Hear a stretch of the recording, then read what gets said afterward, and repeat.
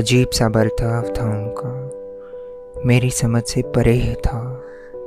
फिर भी उनकी आंखों में मेरे लिए प्यार था। मेरी खुशी के लिए वो कुछ भी करने तैयार था।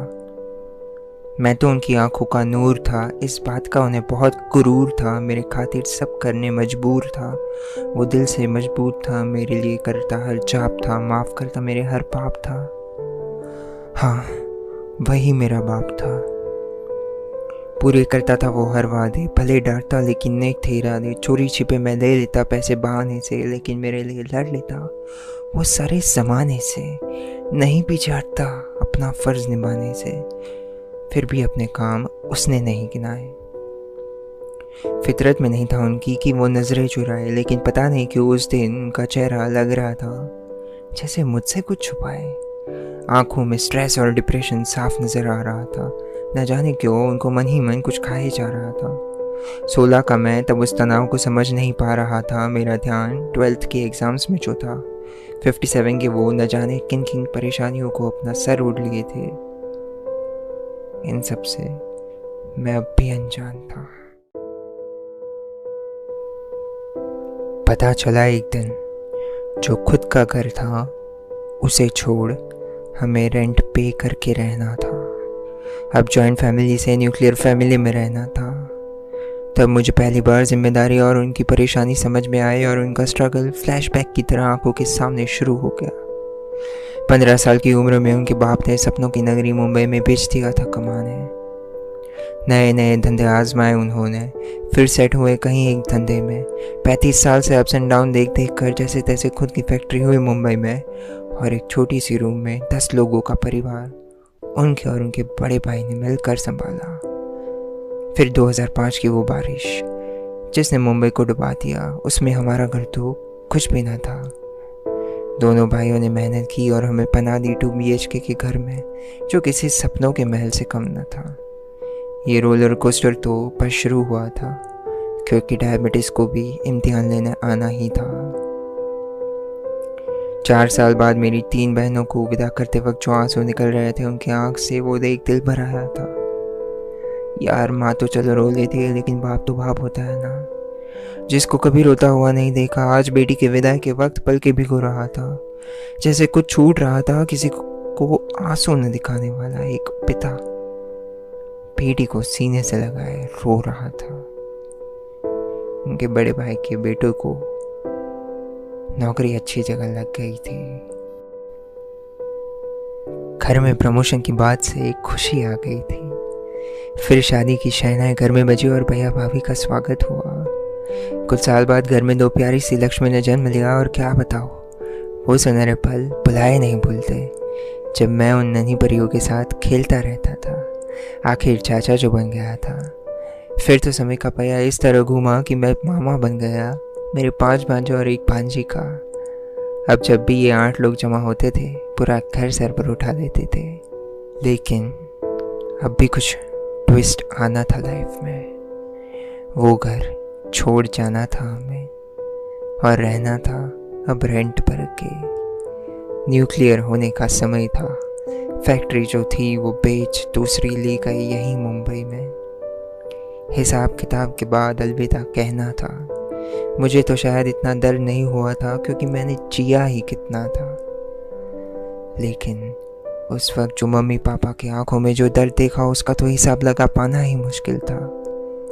समझ आ रहा था मुझे कि 10 साल से डायबिटीज़ वाले पेशेंट के हर अंग तो सिर्फ अंग है, ना जान होती है उसमें और ना कुछ करने की हिम्मत। फिर भी मैं चकित था कि इस उम्र में भी कितना भार उठाने के बावजूद मेरा बाप कितना सहज था, मानो कि जैसे कुछ हुआ ही नहीं। लेकिन मुझे पता है कि वो पिता है, अपनी तकलीफ को कभी अपने चेहरे पे नहीं दिखाते। उनकी बेचैनी तब मैं जान गया था। समय को शायद अलग होना ही मंजूर था, एक जॉइंट फैमिली को टूटना ही था, और एक नया चैप्टर और संघर्ष शुरू होना ही था। हाँ, मेरे पापा को कुछ वक्त और खुद को सजा देनी थी। मन ही मन उन्हें भी लग रहा था कि अब सब फिर से खड़ा करना होगा। वो जो सपना देखा था उसे साकार करने फिर से सब दोहराना होगा। मैं उनका ये दर्द उनकी आंखों को देख पढ़ पा रहा था, लेकिन कभी बात नहीं करता था उसकी, क्योंकि मुझे पता था जितनी बात होगी उतना दर्द होगा। जो था उसे एक्सेप्ट कर लिया और समय के साथ चलते गए।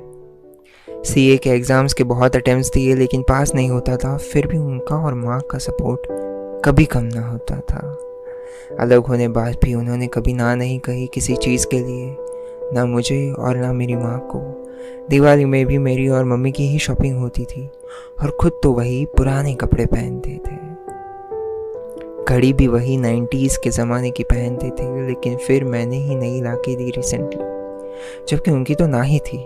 कहते थे फिजूल खर्चा क्यों करना, लेकिन मैंने मन ही मन कह दिया मुझे नहीं पसंद कोई घड़ी के लिए आपकी चर्चा करे।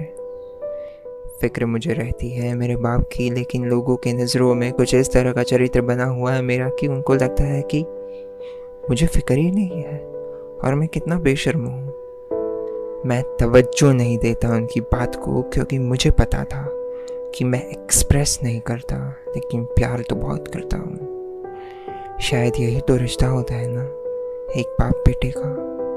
क्या कहते हो? जैसे तैसे करके जिंदगी चल रही थी। हम अपने भाड़े के घर में रह रहे थे। पापा फैक्ट्री में जा रहे थे और मेरी पढ़ाई चल रही थी माँ की डांट के साथ साथ। लेकिन फिर से किस्मत को अजीब सा मोड़ लेना था। हमें नया और अपना घर मिलना था। अब वो फिक्स अमाउंट ऑफ पेमेंट से छुटकारा मिलना था। खुद के घर में सुकून मिलना ही था। यहीं पे संघर्ष खत्म नहीं होता, क्योंकि पापा का एक छोटा सा ऑपरेशन होना था, पैसों का जुगाड़ करना था, सेविंग्स की बलीड चढ़नी थी, और उसी दौरान मंदी का दौर भी आना था। तब तक मैं ग्रेजुएट हो चुका था, बस सीए को पास करना था ताकि फाइनेंशियल सपोर्ट दे सकूं अपने पापा को। पर मेरी किस्मत वो तो जेठालाल से भी खराब है। पता नहीं और कितना डिले करवाना है और न जाने कितना इम्तिहान लेना है, क्योंकि तंग आ गया ये सोच के कि कब तक उस इंसान को मेरे और परिवार के लिए काम करना है।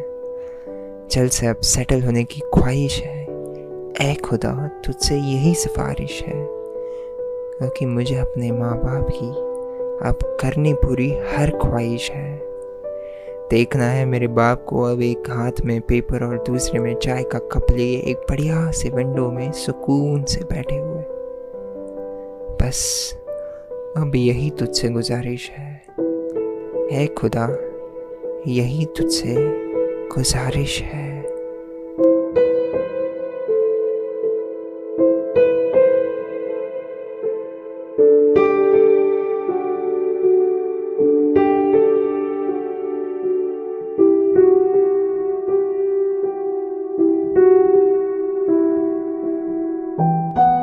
करने निकला था कुछ, बाप ने साथ दिया।